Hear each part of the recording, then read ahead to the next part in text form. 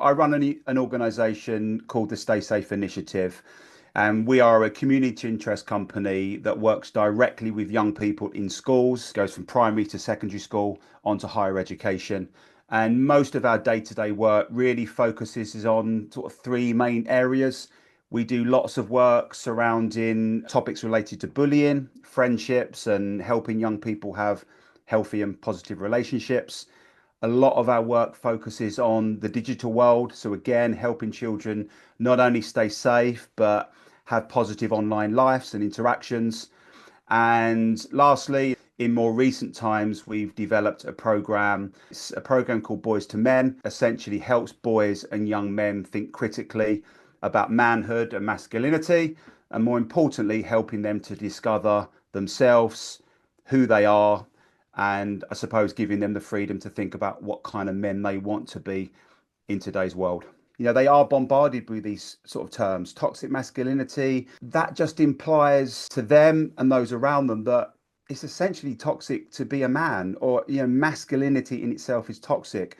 And it certainly isn't. I hate that term. There's nothing wrong with using that term in a different context. Toxic behavior, this person may be toxic, but when you start to use toxic in relation to masculinity, it just creates this world that it's actually toxic to be a man. And that's not the starting point that we want to move forward from.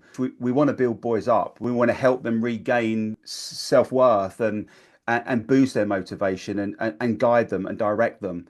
The problem is when they're labeled, then you get resistance and pushback. And again, it's just so unhelpful. It really is. They're about creating a safe space and essentially have conversations, talk to them about their views and opinions on masculinity. We can have open conversations about the struggles and the issues that they face in today's world. We can talk about the images or portrayals of what they see online. We get to unpack masculinity in itself and start to really focus on actually what does it mean to be a man in today's world, and being a middle-aged man that's a lot older than the boys I work with, I still haven't figured it out. There isn't an answer, and that's what we're trying to get at. We're trying to help boys discover who they want to be.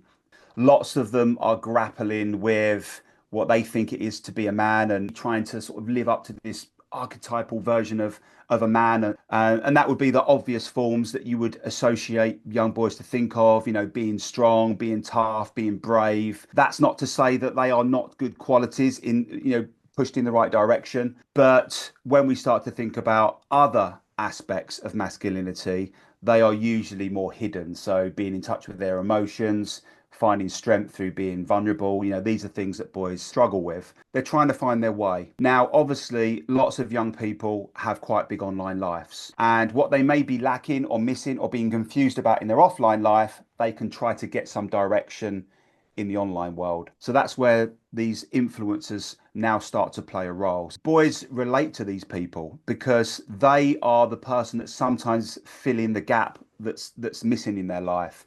They are saying they understand them. They are saying that they've got their back, essentially. The problem is some of these influencers have got some positive things to say to boys.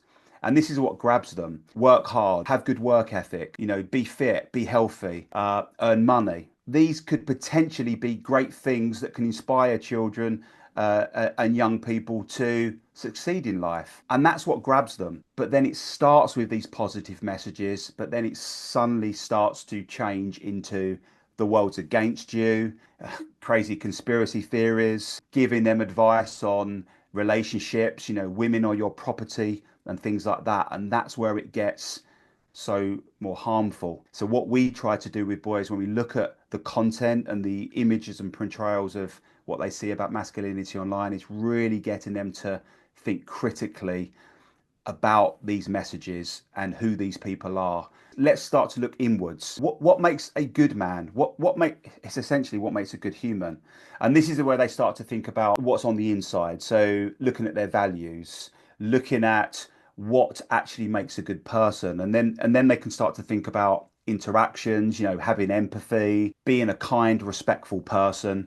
And that then all starts to move away from these sort of stereotypical masculine visual traits, big, strong, tough, And it gets them to start to think about, well, actually, it's what's inside that counts. That's going to shape my interactions. That's going to shape my friendships and relationships moving forward.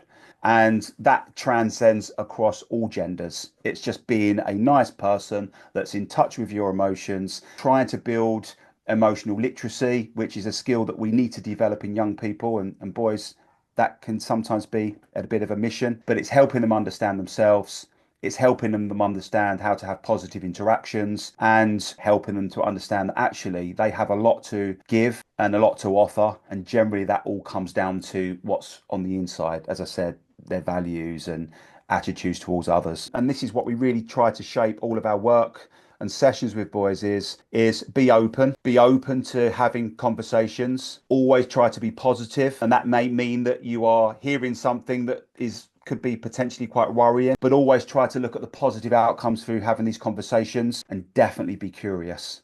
That is the best way that people that are interacting with boys on a professional level, parents of boys at home, be inquisitive, get them to share with you. We need to open up the room for conversation. We need to ask children questions and give them the opportunity to share with us. From that starting point, now you can start to unpick the pros and cons. You can start to guide them. And again, you can then start to help them think critically about what they say, what they believe. And again, through sort of gentle guiding, help them discover actually, I did say that, but I didn't really mean all of it. I just meant a tiny little bit of it. So it's all about conversation. It really is.